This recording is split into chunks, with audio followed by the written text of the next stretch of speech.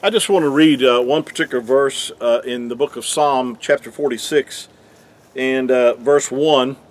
It says, Yahuwah is our refuge and strength. Now, actually, your English translation may use the word God here, but we know that our Creator, His name is Yahuwah, and the word God, in some cases, had been substituted for the name of the Creator. So anyway, with that said, that's why it reads here, Yahuwah is our refuge and strength, a very present help in trouble. I love the way this is worded. It says that Yahuwah is a very present help in trouble.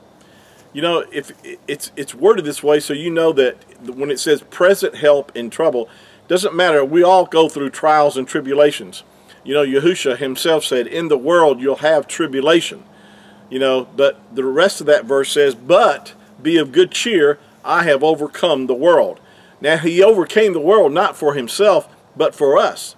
So that's the good part. We can recognize that he overcame the world for our benefit.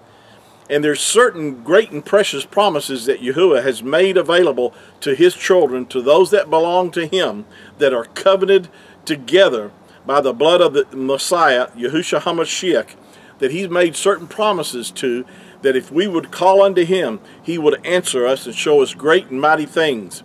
He's made provision for us, where it says right here that he is our refuge. He is a present help in time of trouble. So, whatever situation that you may be facing today, it may be some trouble of sickness and disease. It may be some kind of financial problem that you may be facing today.